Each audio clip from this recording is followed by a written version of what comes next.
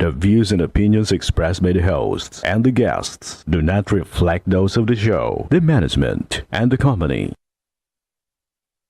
Hello, sa ako dito, tamang oras mismo po ba ito? Joshua Martinez po ito. Aaksyonan po ba agad natin niya? Ora mismo. Tandaan niyo, ito yung dating airport.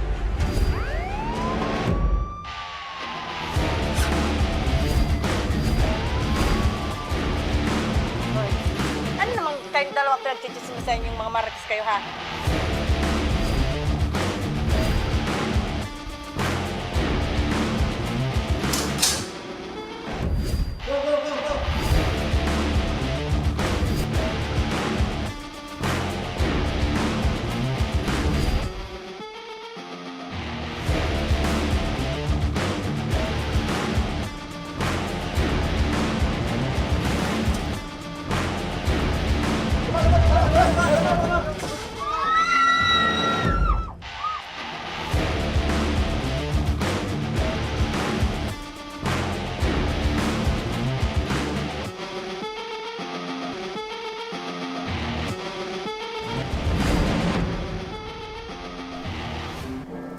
Magandang hapon sa inyong mga ka-aksyon. Live na live tayo ngayong araw ng Biyernes para magbigay ng serbisyo publiko. At live tayong napapakinggan sa 90.3 Radyo Ragon Sorsogon, 88.3 sa Catanduanes, 90.7 Legazpi City.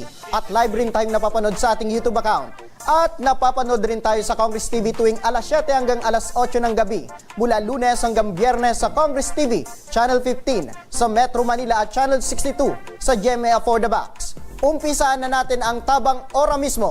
Ito mga kaaksyon, sa ating lambat, isang ginang mula sa Ragay, Camarines Sur ang natagpo ang patay sa kanyang kinahihigaan. Ano ang dahilan ng pagpatay at sino ang may sala nito? Alamin ang buong pangyayari sa ating lambat. Panoorin po natin ito. May bakasyon nga ako. Kala ko ba wala ka ng pera? Hindi nga nandiyan si kahapon na wala ng 20,000 yung nanay ko. Ikaw lang naman yung huling pumasok mo na. Grabe kayo.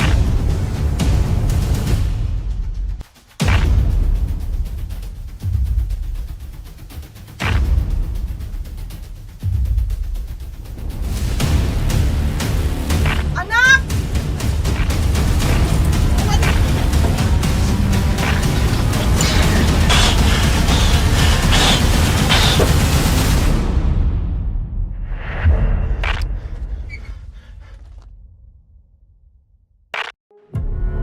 Sa araw-araw mong pakikitungo sa isang tao, hindi mo makakaila na madali mong maibigay ang iyong tiwala. Ngunit hanggang kailan mo kayang ibigay ang iyong tiwala kung minsan na rin itong sinira?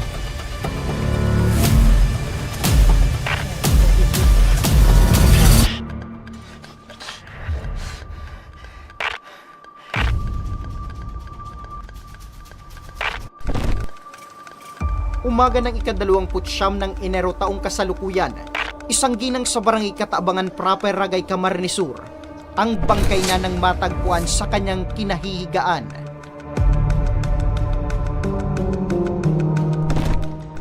Nakatakip ng una ng muka nang makita ang wala ng buhay na si Nanay Lynn at pinaniniwala ang posibleng ito rin ang ginamit sa pagpaslang sa kaawa-awang ginang. Palaisipan sa otoridad kung sino at ano ang naging motibo sa krimen. Samahan niyo ko at ating hihimayin ang mga nakalap na ebidensya na makapagbibigay linaw sa kasong ito. Magandang hapon. Ako, si Nomer Corporal at ito ang Lambat. Sino ang nasa likod ng at ano ang naging motibo sa krimen? Ako, si Nomer Corporal at ito ang Lambat.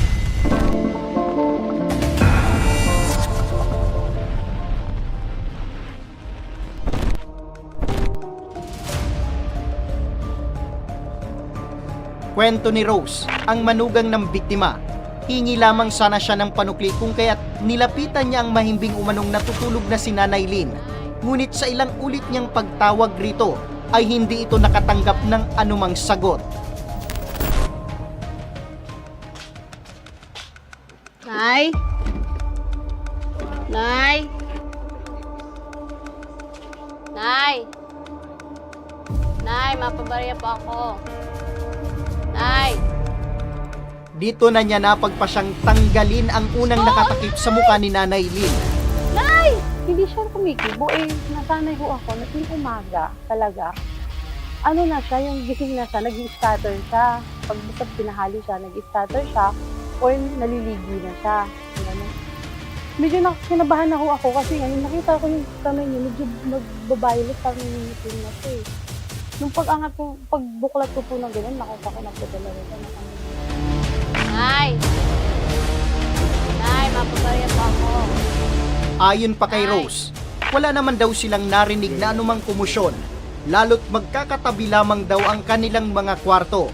Sumabay daw po yung lagabog dun sa may banyera, tunog ng banyera, tas sabay tunog po ng ng water pump pagtigit. Yung sumabay po yung tunog na narinig nila nung sa ganun. Kaya iisip ng asawa ko ganun, iisip ng kapatid ko ganun.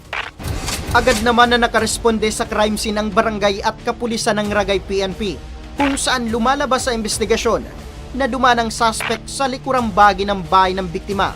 At pagdating sa main door ng bahay ay inilusot ng suspect ang kanyang kamay sa bintana at mabilis na nabuksan ang pinto. Dumiretso naman ito sa kwarto ng biktima at doon na ginawa ang krimen.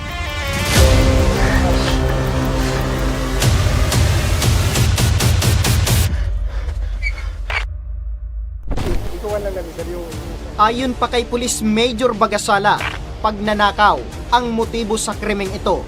Parang kukuha lang daw po ng pera. Nagkataon that time na nagising daw po itong victim. Kaya siguro kakakuha niya, pumasok sa kanya, makikilala siya kung ano, nag-come up daw sa kinuha niya yung unan at kinuha po yung mo. So based on initial inventory doon po sa pinangyarihan doon po mismo sa bahay, ang nawawala po is nasa more or less 15,000.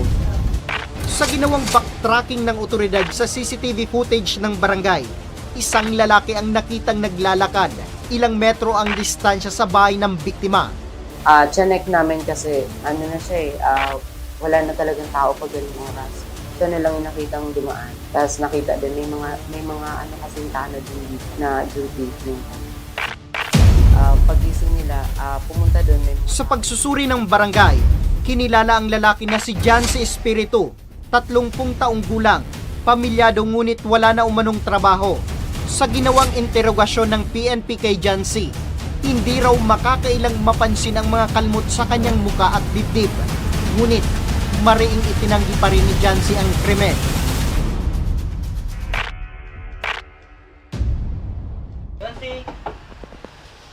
Maaari ka bang sumama sa amin sa barangay?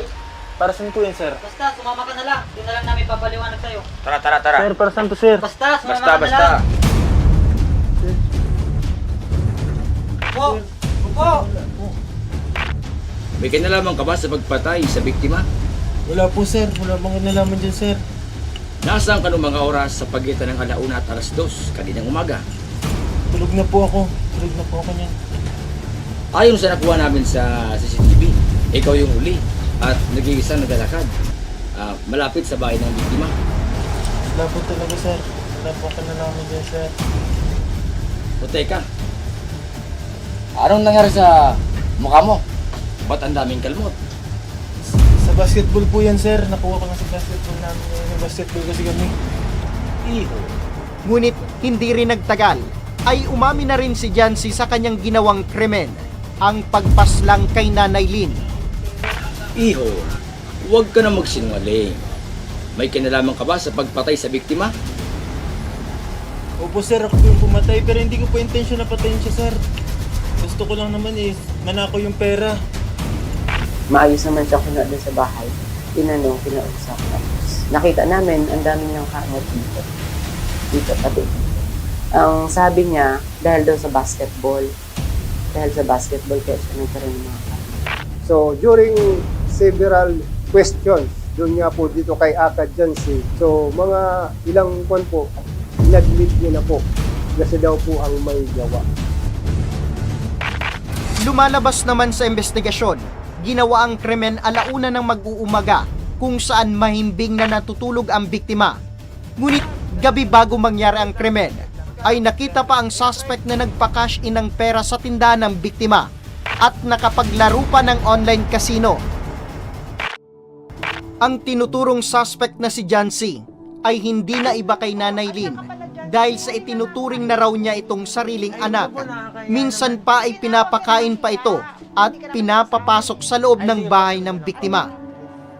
Hindi ko talaga ako nagkamali sa pagkakakilala ko sa kanya. Lagi ko nire-remind yung mag-ina na huwag magtiwala. Kasi iba talaga eh. Yun na, nangyari na. Samantala, hindi pa pala dito nagtatapos ang revelasyon laban sa suspect dahil ayon sa impormasyong aming nakalap, minsan ang ninakawan ni John C. si Nanay Lynn. Yan na. Malas. Malas talaga. Kuya? Oh. Bakasyon nga ako, kuya. Bakasyon ako. Bakasyon. Magkano ba? 300 lang. Ba na naman Malas eh. Kaka-scatter mo yan. Tigilan mo na yan. Wala last na dyan. Last na to. 300 lang. Magkano? 300. Nako, matatalo ka lang dyan. Sinasabi ko sa'yo, pag nalulung ka niyan, kung ano-ano pang magagawa mo. Hindi, last na to. Sinasabihan kita, okay na. Kunin mo na lang doon kay nanay yung kasi kabubukas ko lang. Kunin mo na lang yung sukli mo, yung 200. Okay? Sige. Tigilan mo na yan. Wala kang mapapala dyan.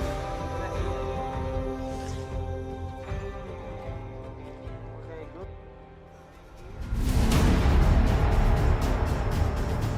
Ika-10 araw ng Enero nang mangyari ang unang pagnanakaw ng suspect sa biktima.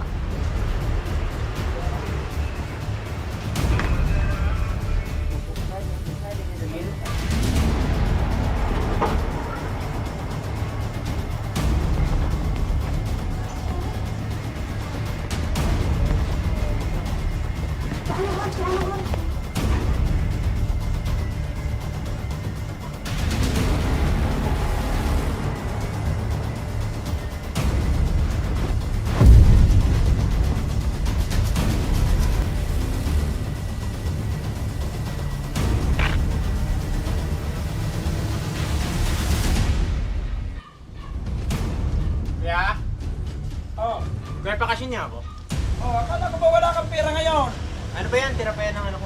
Kumamin ka na dyan si... Kahapon, wala nang 20,000 yung nanay ko. Ikaw lang naman yung huling pumasok na. Grabe kayo sa akin, hindi ako yun. Hindi ako kumuha. Kumamin ka na. Ikaw lang yung huling pumasok doon. Sinuring ka pa namin kapamilya, tapos ganyan ka. Kuaminin mo na. Magsisinungaling ka pa. Hindi bababa sa 22,000 piso rin ang nakuha nito mula sa kinita ng tindahan ni Nanay Lynn. Ngunit sa halip na kasuhan ay nagawa pa ring patawarin ng biktima ang suspect kung saan nakuhanan pa ng cellphone video ang paghingi nito ng tawad. Si nanay alam ko na na. Sabi niya si Baribal sa ikong pati, diba sabi niya nakalak na kayo, hindi naman ako, paano ako papasok ka din? Diba naliliwan sa ito? Sa pagsilip ko, tanga-tanga sa atin yung bag lang ko. Ito talaga yun, ako'y tiwala talaga, wala mo sa akin mag-ano yan. Pag-bukulog ko yun, excited. Pero nakuha ko talaga sa 12,000 ay may utang pa ako. Nung time na nagpumili siya magpa-cash in, nanghiram po siya ng 200 sa asawa ko. Ngayon nga, dahil nga sinabi niya tulog na si nanay, ang ginawa mo ng asawa ko, nabili na lang natin yan ng gin. Nag-inom pa sila nun. Yung una kong pagnanakaw niya ha. Tapos kaya pumasok sa utak namin na siya nga nagnakaw. Kasi nga, isip namin, walang-wala nga siyang pera. Bakit? Pag kinabukasan, may pera na siya.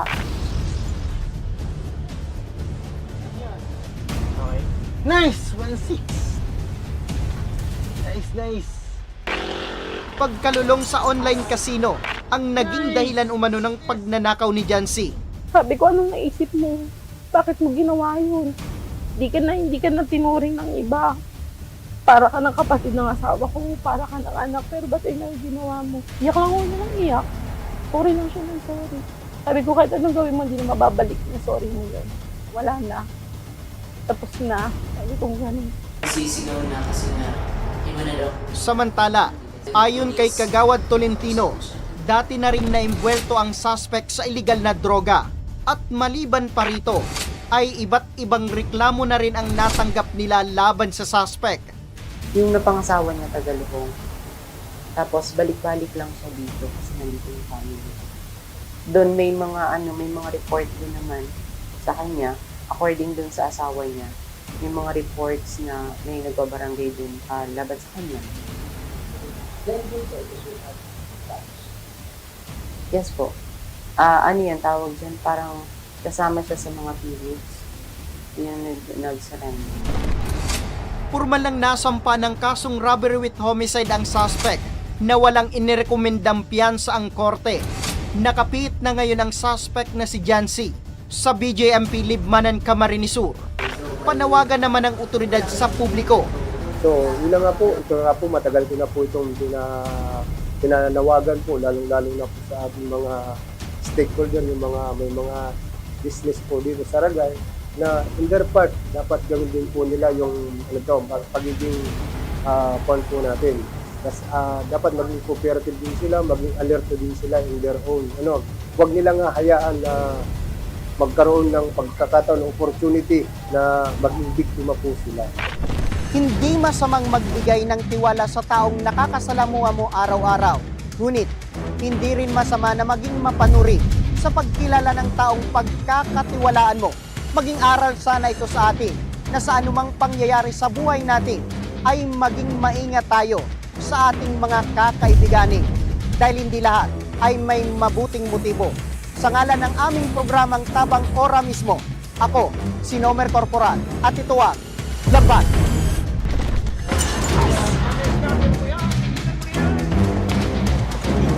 Una ng mukha nang makita ang wala ng buhay na si Nanay Lee.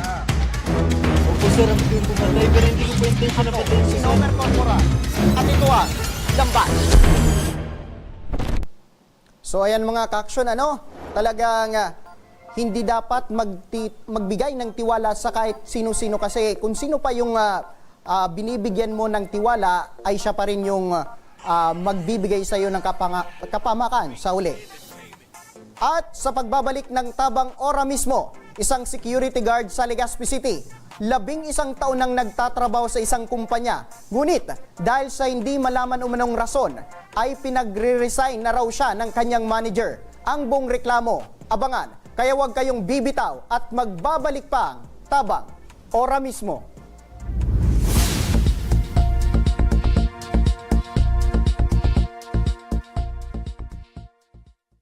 Marahin aldaw sa Indo Gabos. Ang aldaw na ini ay para sa Indo, para sa tuyang mga kababayang Bicolano na nangangaipuhan kan kalinga, asin manlain-lain na medikal na serbisyo. Ini po ang sa tuyang dalan para makapaghatod kan serbisyo maski guraano ini karayo o karani ang sa indong kinamumugtakan. Ang Tarabangan Caravan ay sarupong inisyatibo kanako Bicol Party List na igwang layunin na darahon ang serbisyo medikal asin dental direkta sa saindong mga komunidad.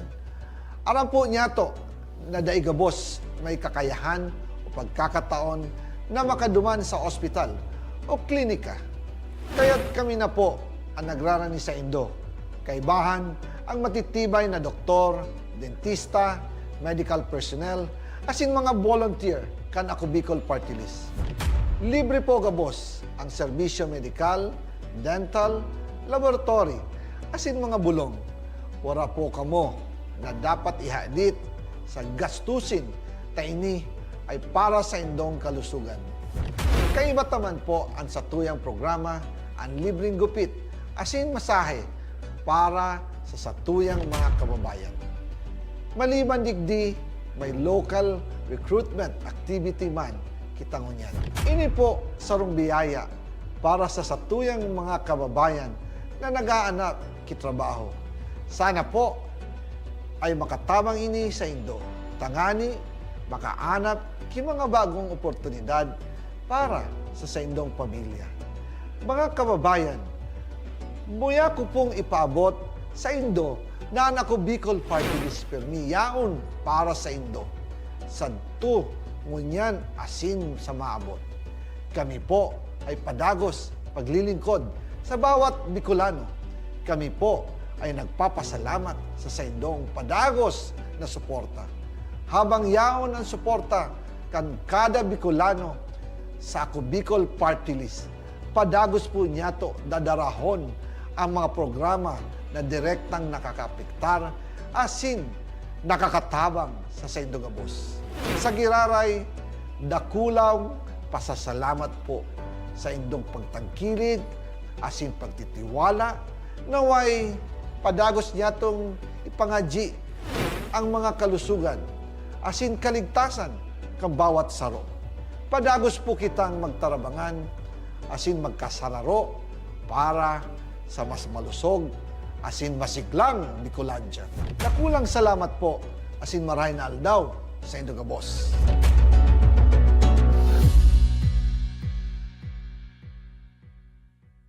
Jericho Rosales po, Bicolano.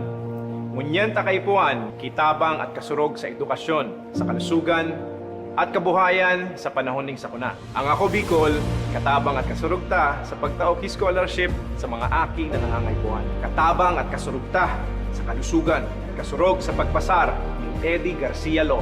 Bilang ermano ng bawat Bicolano, ang muya kong party list may plano. Kaya ang suporta ko sa ako Bicol.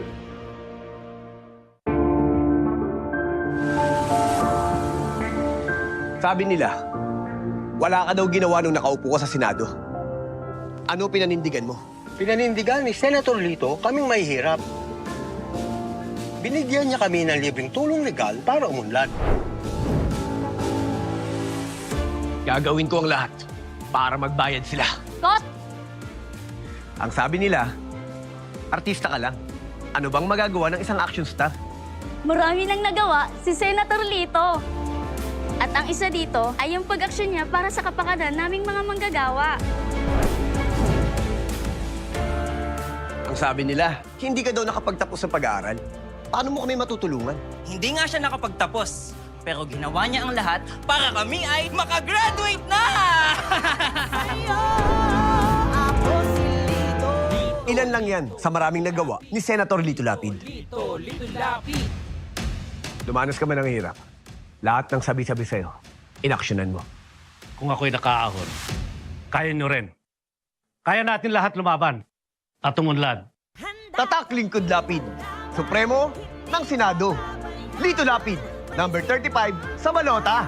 Lito, Lito, Lito Lapid! Lito, Lito, Lito Lapid! Lito, Lito, Lito Lapid! Daan-daan na po ang mga nakapagtapos at may mga kanya-kanya ng propesyon. Sa kanilang pagpupunyagi, walang masidlan ang kanilang mga ngiti. Yun at sa Gabos, nagpapasalamat po ako sa AKB. Gusto ko lang po magpasalamat sa Ako Bicol sa opportunity na tigtatao po arog po sa kuya na estudyante. Dahil naandyan lang, katuwang lagi, Ako Bicol, katabang na, kasurog pa. Hindi rin nagpahuli sa pagtugon sa mga pangailangan ng ating mga healthcare workers at mga frontliners. Sa simula pa lang nitong pandemya, hanggang sa ngayon, walang humpayang pagtulong. Ay, nagpapasalamat po ako sa pagtaunin tabang hali sa Ako Bicol Party List. Papasalamat kong dakula sa duwang congressman. Tayo nakakatabang sa muya sa gabi. Maaasahan, Ako Bicol, katabang na, kasurog pa. Tucked away in the province of Albay, known for its perfectly shaped Mayon volcano, Misibis Bay Resort, a locally owned 5-hectare private island resort. The resort is ready for all those looking to balance tranquility and adventure. This tropical destination is where guests can either choose to relax under the palm trees or have an adventure under the sun. It features modern and luxurious rooms and villas, recreational facilities, and sophisticated services.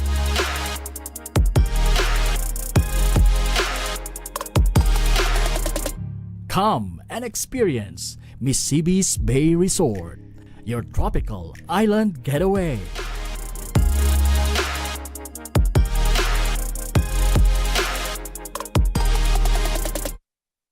Problema sa tubig, agarang binigyang solusyon. Nagpatayo ng mga solar-powered water supply system sa mga liblib na lugar. Libre, malinis at maaasahang supply ng tubig 24/7. Dakulaon ang pagpapasalamat niya mo. Dahil may ikamalilinwan habang kami nabubuhay. Dakulaon nining tabang para sa gabos na tao digdi. Salamat po. Para sa ating mga kababayang nasa laylayan, Ako Bicol, katabang na, kasurug pa. Libo-libo na ang mga nabigyan ng tulong medikal. Bata, matanda, kahit sino man, lahat ng mga may karamdaman, may maaasahan. Nagpapasalamat sa Ako Bicol Party List. Hindi po namin makakalimutan ang tulong na dinala ninyo dito sa aming bayan. Maraming salamat po. Dahil iisa lang ang tunay na nagmamalasakit. Ako Bicol, katabang na, kasurug pa.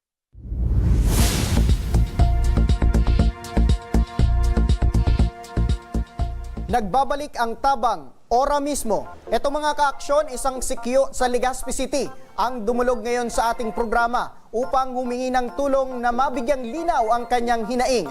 Reklamo ni Roel Madridano, 11 taon na raw siyang security guard sa isang kumpanya. Ngunit nitong buwan lamang ng Marso, sinabihan daw siya ng kanyang manager na mag-resign na raw siya.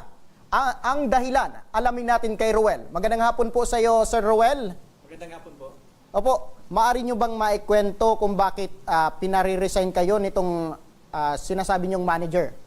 Nung Monday po, mag-duty na po ako. Ready na po ako mag-duty. Pagdating ko po doon sa pinag-dutyan ko, andun po yung operation namin. Ang sabi niya, mayroon ka na ngayang kapalit ngaya. Tinanggal ka na ngaya ng manager. Sabi ko, bakit po ako tatanggalin? Tapos, nag-usap kami, magpaliwanag daw ako sa kanya. Nag-usap kami nung ikininto ko sa kanya kung bakit yung nangyari na yung tungkol sa manager na kinuha yung motor doon sa pinagdudutihan namin. Apo. Nung sabi ni Sir Alfonso, yun ang nakakaalam na kukunin ni Sir. Dumating yung si Sir Joseph, nag-chat muna siya sa akin ng alas 5:30 ng hapon. Sabi niya, well, kukunin ko na ngaya yung motor. Andun si Sir Alfonso, sinabihan ko din siya na, sabi ko, Sir, kukunin na daw ni Sir Joseph yung motor niya at ni Ma'am Raquel. Sabi niya, okay ngaya. Nung mga 9:30 p.m., dumating na Sir, kinuha na yung motor. Opo. Yun po ang problema doon.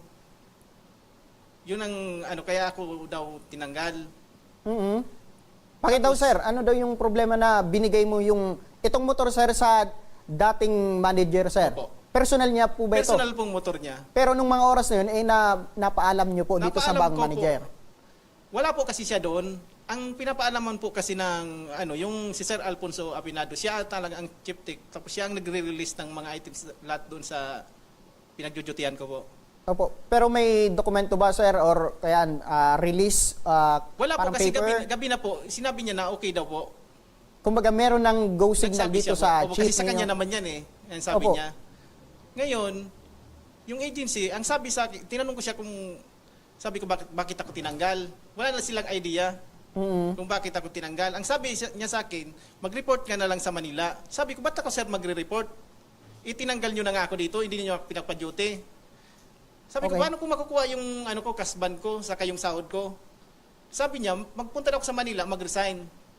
Sabi ko, Sir, ba't ako magre-resign? Itinanggal nyo nga ako. Ba't ako magre-resign? Yun nga, ayaw ka na ngayon ng manager dito, tinanggal ka na, kaya mag-report ka sa Manila kung gusto mo makuha yung kasban mo at yung... Okay. Sige, Sir. Ang lumalabas, Sir, na violation nyo, Sir, kumbaga binigay mo itong motor or inilabas niyo itong motor na personal na gamit nung dating yung manager. Opo. Tapos ang kinagagalit niya, hindi ka daw nagpaalam sa Nagsabi kanya. sa manager.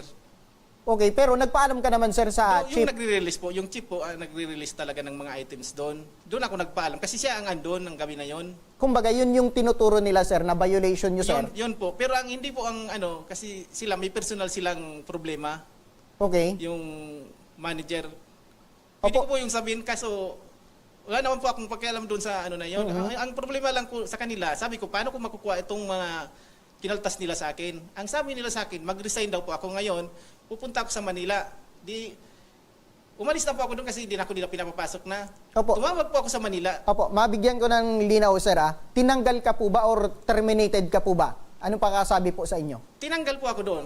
Tinanggal ka, sir? Tinanggal na po ako doon sa Tapos, pwesto ko. bakit, sir, sinasabi sa'yo na mag-resign ka na pumunta sa Manila para mag-resign, sir? Para makuha ko daw po yung kasban ko.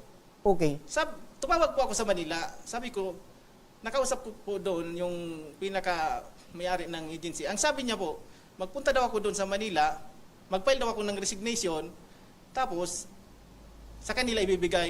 After 2 weeks daw, ibibigay na nila yung cashban mo. Sabi ko, paano ako makakasigurong ihulog yun pag nagpunta ako dyan, paano ako makasigurong ibibigay nyo sa akin yung sahod ko, yung cashban ko, na nag-resign na nga ako.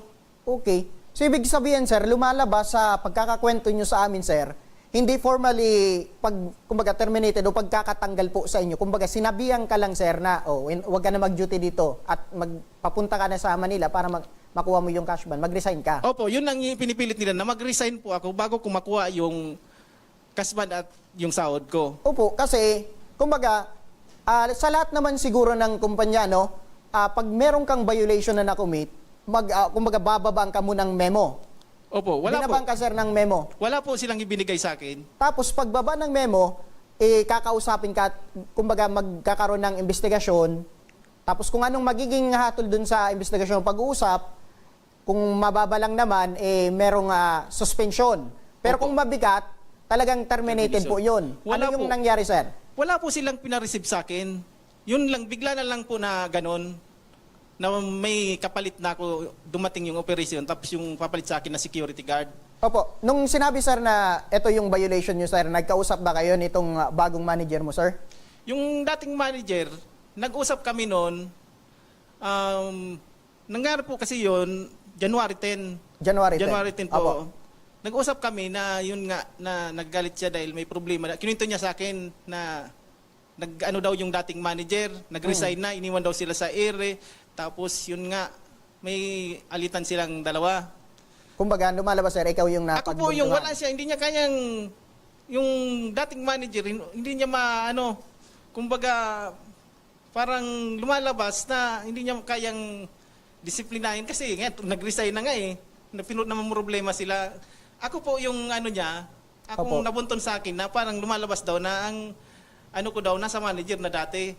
Opo. Pero, sir, sa pagkakakwento nyo, sir, inaamin nyo po ba na nagkaroon ka ng violation na inilabas nyo po yung motorsiklo? Ay, wala pong violation dun. Kasi po, ipinaalam ko po nga doon sa namin, Chip Tech, siya ang nagre-release po ng lahat ng gamit doon. Opo. Wala po akong nilabag kasi sinabi ko po doon. Saka, wala naman nga po siya ng time na yon yung manager. Nung Monday, sinabihan ko siya nung Monday na kasi Friday po yun ang ilinabas yung motor. Nung Monday, sinabihan ko siya, huli na daw ang lahat kasi sinabi na sa kanya nung Chip Tech na nilabas na yung motor. Okay, so ibig sabihin, sir, na-report din ng Chip Tech nyo na na-report nilabas po. na, tapos nagpaalam ka sa kanya na i-release po itong na-report motor. po. Pero talagang may something ito si manager sa'yo na, kumbaga, hindi ka yun nga po, yung galit niya doon sa dating manager, sa akin niya po inaano. Okay. Matagal na ba kayo, sir, nung dating manager na, kumbaga, itong boss mo, matagal ka na? How about naman ito, sir, na bago mong boss, sir? Paano mo siya nakilala? Nasa 10 years po, yung dating manager namin po. Wala po akong masabi, no, sobrang bait po noon, yung dating manager namin. Yung ngayon pong pumalit, wala din po kaming problema kasi yun nga, pag pumapasok kami doon, lahat na lang, kaming tagalinis doon, walang may naglinis na doon, bira lang. Kami, nagluluto kami doon, tapos inutusan kami magbili ng mga pagkain nila, nagluluto, tapos pag nag-u-off ako, pang duty kong gabi, nagdadrive ako, pag meron silang promotion, ako ang pinagdadrive nila. Tapos biglang ganun lang na wala naman akong kasalanan, yung dapat na trabaho, nagawa ko naman kasi sinabi ko. Saka personal pong motor yun ng dating manager. Kung sa respeto na lang nga dapat hindi na nga yun ipaalam kasi motor niya yun Opo. Iyon nga ang kinagagalit niya, kaya po ako pinatanggal sa agency. Opo. Tapos maliban po dyan sa pagtanggal po sa inyo, sir, kumbaga pinare-resign kayo, ang gusto nyo pang kumbaga makuha itong yung sahod nyo po, sir. Opo, tapos ito itong lang cash naman, bond. ito lang inihingi ko sa kanila. Ang gusto nilang mangyari, pumunta daw ako sa Maynila, magre-resign lang. Pagdating doon, uuwi ako para computein lang nila yung sahod at yung mga kinaltas nila sa akin. Opo. Tapos babalik ako. Parang ano na lang nangyayari noon, ibinayad ko na lang doon sa pamasahe. Opo, sa pagkwento nyo, sir, wala talagang binabasa yung memo. Wala po sa akin binaba. Kumbaga, nagulat ka lang na isang araw, sinabihan ka na mag-resign ka na Opo, kasi hindi ka yun, pinapa-duty. Yun po. Kung mayroon po silang dapat ibinigay nila na ganun nga, may problema ka. Kasi kung ganun lang mangyayari, siyempre kami, may puso naman. Kapag sinabi sa amin ganyan, hindi na maganda, kami na mismo magre-resign. Opo. Ako na mismo magre-resign. Hindi na niya kailangan na kasi hindi na maganda pala ang samahan namin na ganun. Wala Opo. na silang tiwala sa akin. Pero sir, kumbaga sinubukan nyo po ba or trinay na kausapin po yung manager para kumbaga magbigay ng explanation regarding po dito Opo, sa... nag-usap po kami. Okay na nga po kasi sabi ko ma'am, lahat po ng rules and regulation, lahat po ng utos niyo susundin namin. Opo. Kasi ako po ang headman doon sa security, dalawa pa kami. Ngayon, sabi ko, wala namang ma'am problema, ma'am, pinaalam ko naman baga po. Sinabi ko na sa iyo nung Monday. Pero ang sabi yun nga dapat siya daw yung unang sinabihan. Bakit siya yung unang sinabihan nga na yung ando na nga yung nagre-release? Opo, tapos sinabi mo sir na wala siya nung mga oras na yun. Opo, wala po siya kasi 5:30 na po na hapon na yun. Kinuha yung motor 8:30 ng gabi. Babae po ba itong manager nun, sir? Babae po. Okay. Pero dati sir, wala naman kayong naging alitan dun sa... Ay, wala po. Wala po. Mababait po sila. Yun nga ang nakalulat po doon ng mga empleyado. Halos mababait. Hindi ko lang kung bakit nangyari yung ganon. Okay. Okay, sa 11 years mo, sir, first time po ba ito mangyari doon sa kumpanya nyo? Opo, wala pong first time talaga. Walang problema. Halos naman sa trabaho. Mga ilang taon or buwan na po ito, sir, kumbaga napalitan as manager po itong nagpatanggal po siguro sa... po, mag 1 year na siguro. Ganyan, di ko lang Okay, 1 year na po. pero sa ngayon, sir, sa 11 years mo, sir, talagang gusto mo na mag-resign po dito sana sa kumpanya nyo, sir? Opo, kung ako lang, magre-resign nga ako kasi kaso hindi ko lang matanggap yung memo nila kung ano-ano pang dinagdag dito na terminate na nga Inaalis na ako dito, ang nakalagay dito sa pwesto. Okay. So, ibig sabihin, sir, may na-receive ka na termination. Opo, nung pag-duty ko pa lang. Tapos sa nakapalob sa termination po, sir, ano po yung mga nakapalob? Tama po ba yung mga explanation nila or reason kung bakit ka tinatanggal po dun sa kumpanya? Hindi po mali po Kasi hindi nga nila alam. Inimbestigahan pa ako nila doon mismo kung bakit anong nangyari. Wala silang kaalam-alam sa na ito na hindi maayos na pakikipag-usap daw, pakikitungo sa mga kasamaan. Tapos, ito nga, yung dahil sa motor, ito talaga ang issue nakalagay dito. Okay. So, yun nga, na kumbaga nabigla ka na lang, sir, na...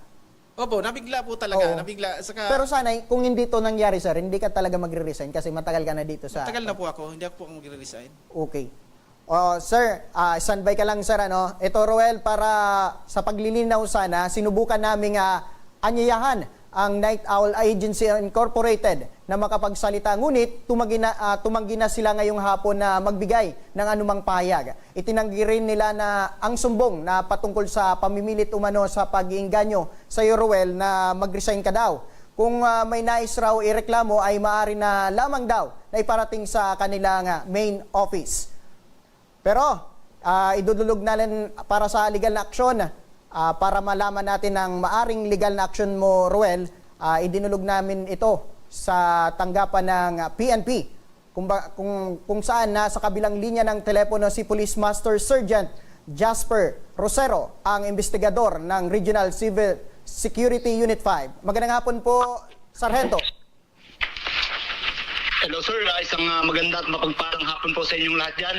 Opo, in behalf of our Chief Regional Civil Security Unit 5, I am Police Master Sergeant Jasper Rosero po, ang Investigation PNCO. Opo. Sir, i-recall ko lang itong story namin. Meron po sa amin na dumulog na isang sikyo na pinagre-resign po ng kumpanya. Hindi lamang tayo pinaunlakan ngayong hapon ng naturang ahensya. Pero, sir, kung sakali lang po na tama po ba itong ginawa ng isang manager na inganyuhin na mag-resign itong sikyo po natin, sir? Sa aking palagay po, sir, hindi po tama yan. Unless otherwise po, sir, kung mayroon siyang nagawa na labag sa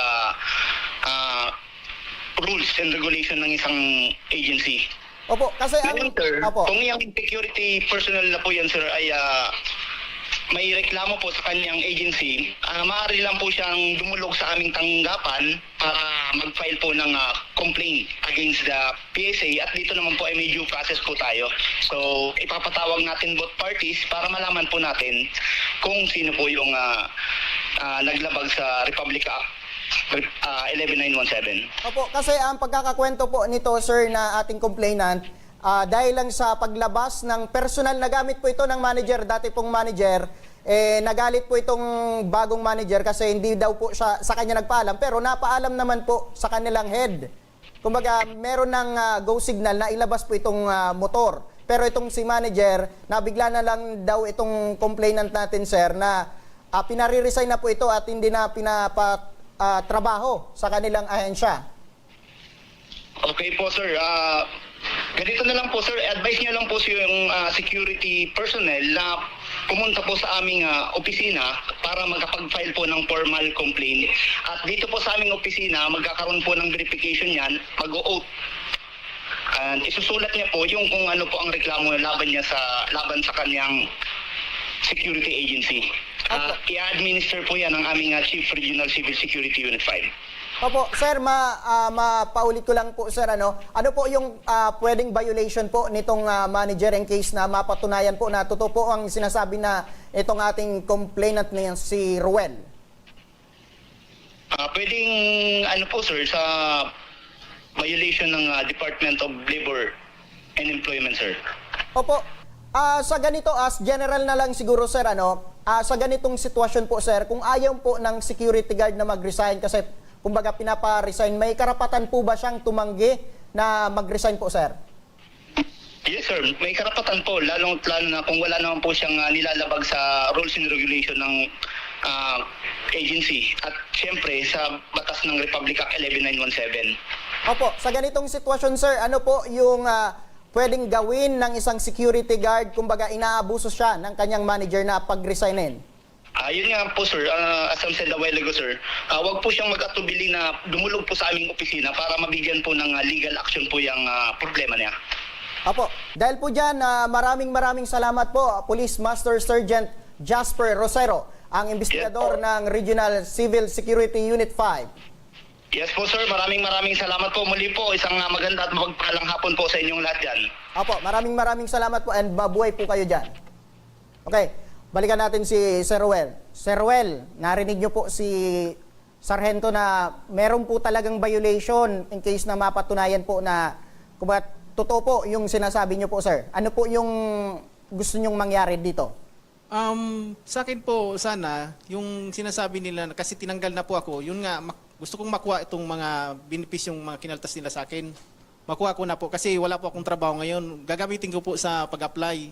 Opo. Sa bagong Pero po, yung ginawa nila, kung may pong mag-file tayo ng magpa-file po ako ng kaso kasi mali po yung ginawa nila sa akin na basta na lang po akong tatanggalin na wala naman po akong kasalanan. Kumbaga, sir, sa tagal mo, sir, sa pagiging security guard, sir, first time po itong mangyari na binigyan ka ng pang-aabuso?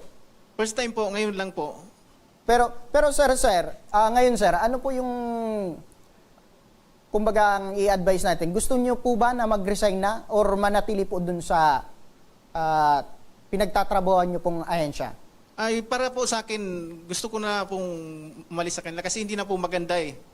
Kung pumasok pa po ako sa kanila, sigurado po, yun, masama magsabi ng pero pag-iinitan rin po ako nila eh.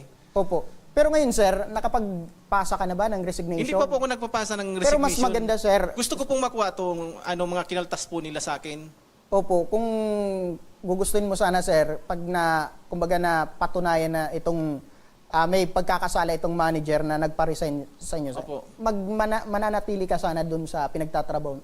Gaano po kamahal itong pinagtatrabaho niyong kumpanya, sir? Dun sa pinag-duty ko po, matagal nang po ako doon. Maganda po sanang ang trabaho namin doon. Kahit lahat ng parang all around na kami doon. Yun lang sa agency na reklamo sa kanila na ito na parang hindi ko matanggap na kung ano-ano yung nila, nung alibay nila. Opo. Ngayon, sa akin, sabi ko, para makuha ko na lang yung makinaltas nila sa akin, ipinapahirapan pa ako nila. Punta ako sa Manila, pabalik-balik pa. Kaya po lumapit na ako dito kasi hindi ko po alam yung gagawin ko. Nagpunta po ako doon sa labor po. Ang sabi po nila, magkukuha daw po ako ng sariling abogado po. Opo. Magtanong daw po ako sa abogado. Kumbaga sir, gusto mo na lang ngayon is makuha itong Makuha ko po yung lahat ng sahod mo. kinaltas nila, yung sa SS, yung simula January, February na kinaltas po nila sa akin sa loan. Kumbaga hindi mo na kayang kumbaga makatrabaho itong mga Hindi ko na po ayoko na pong makasama sila kasi hindi maganda po yung nila yung ginawa nila sa akin. Mali po 'yun. Opo. Sir, kung meron kang mensahe especially doon sa manager mo po sir, ano po 'yon? Ang ano ko po sa kanila, sana magpakatotoo po sila sa mga security guard nila. Dapat yung serbisyong tama lang po. Kung may violation, dapat idaan nila sa tama, magbigay sila ng mag-imbestiga sila, kung ano nangyari.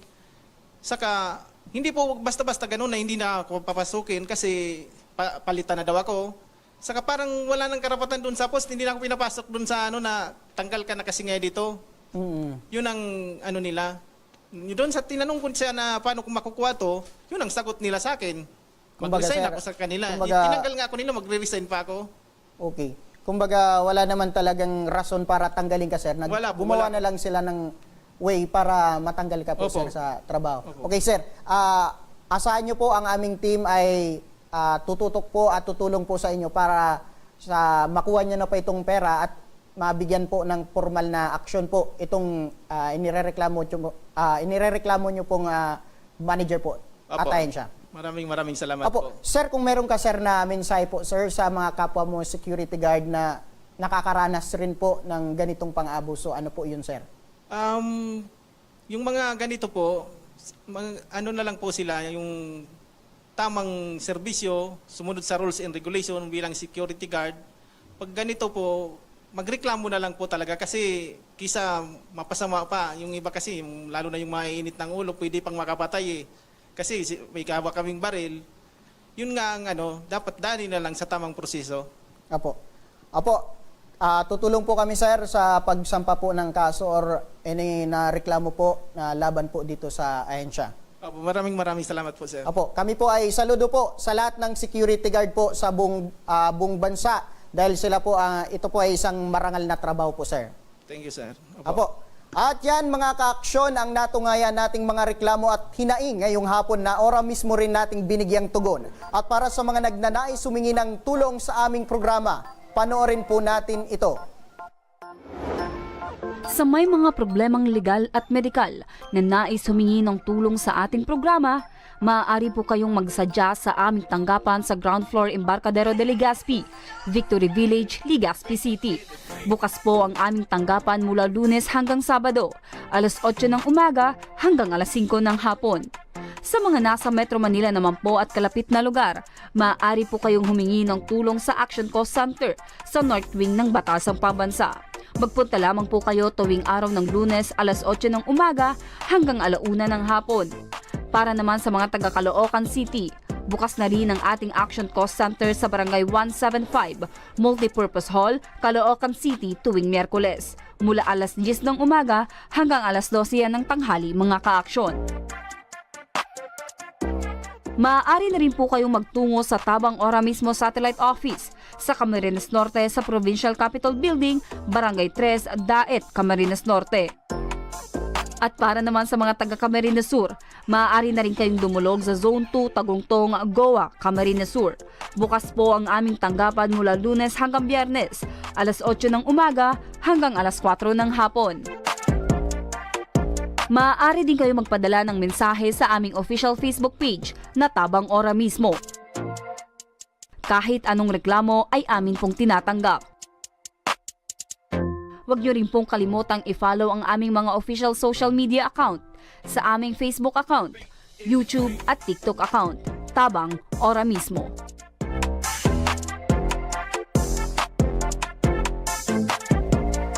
At mga kaaksyon hanggang Lunes, sama-sama pa rin nating aksyonan ang mga problemang medikal at legal. Ito ang programang May Paninindigan, tutugon sa inyong pangangailangan. Ako, si Nomer Corporal, at ito ang tabang, ora mismo.